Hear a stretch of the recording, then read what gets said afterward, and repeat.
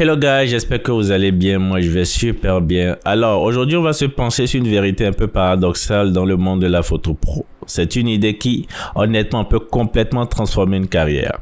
Alors voilà, on commence fort avec cette citation qui pique un peu mais qui est tellement vraie. Elle va à l'encontre du conseil qu'on entend partout au début, n'est-ce pas? Sois polyvalent, accepte tous les contrats. Eh bien, en réalité, c'est souvent le meilleur moyen de passer complètement inaperçu. C'est ça le fameux piège du généraliste.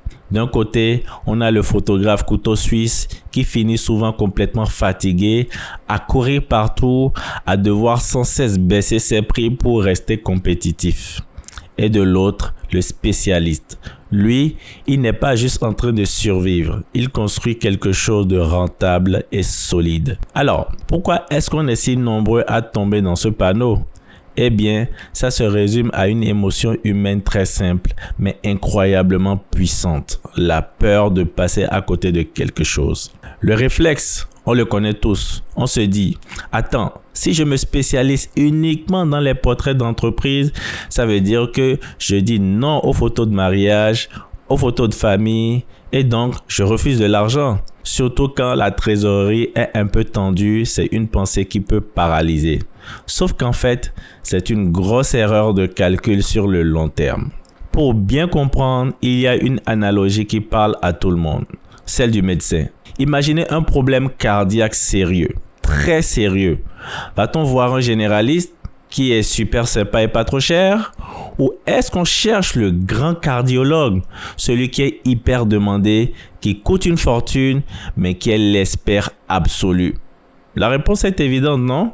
Eh bien, en photographie, c'est exactement la même logique.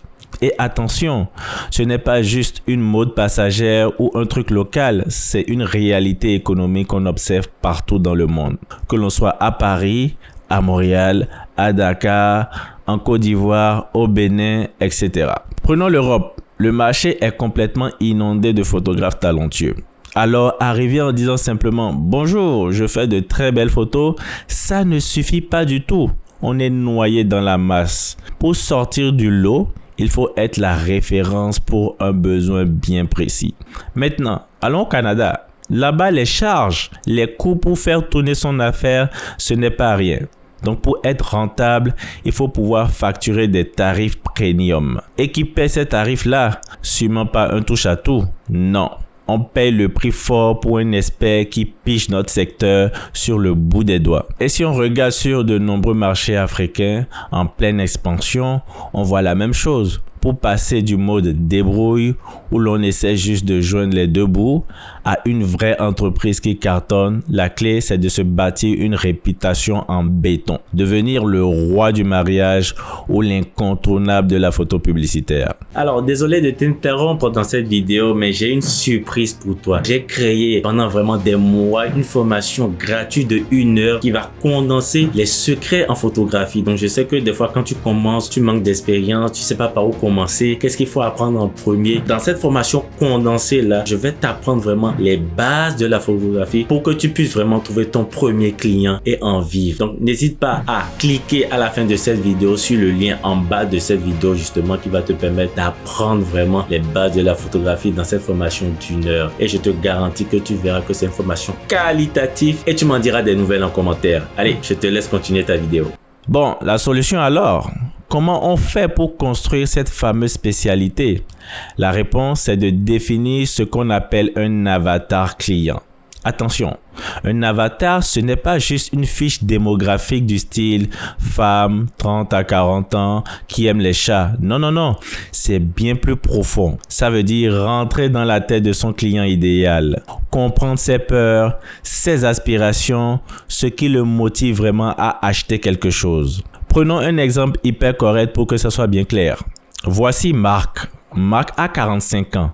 Il est consultant en finance. Son problème, il déteste être pris en photo. Il se trouve toujours coincé, pas du tout pro. Sa plus grande peur, c'est que sa photo de profil LinkedIn lui donne l'air d'un amateur et lui fasse perdre des clients.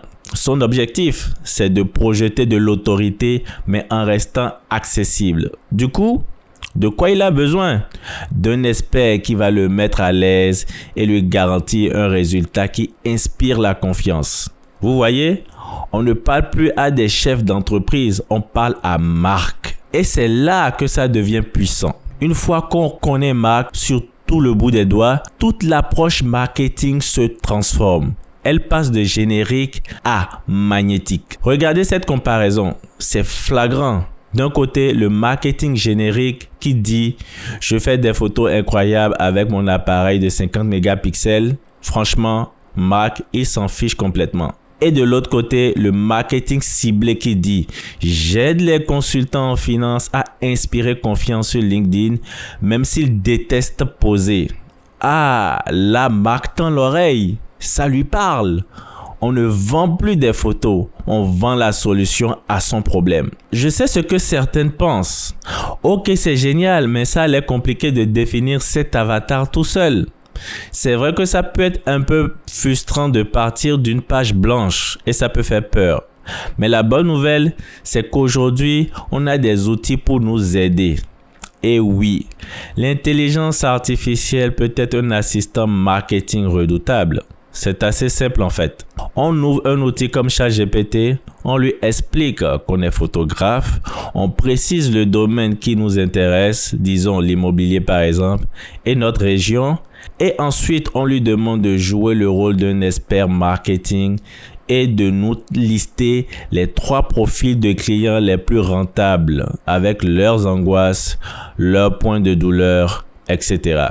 C'est un gain de temps énorme et ça peut ouvrir des pistes auxquelles on n'aurait jamais pensé. Alors, pour résumer tout ça, premièrement, on arrête d'essayer de plaire à tout le monde. C'est une impasse. Deuxièmement, on choisit un créneau où il y a un vrai besoin et de l'argent. Troisièmement, on définit son avatar avec une précision chirurgicale. Et enfin, tout le marketing doit être pensé pour résoudre le problème spécifique de cet avatar.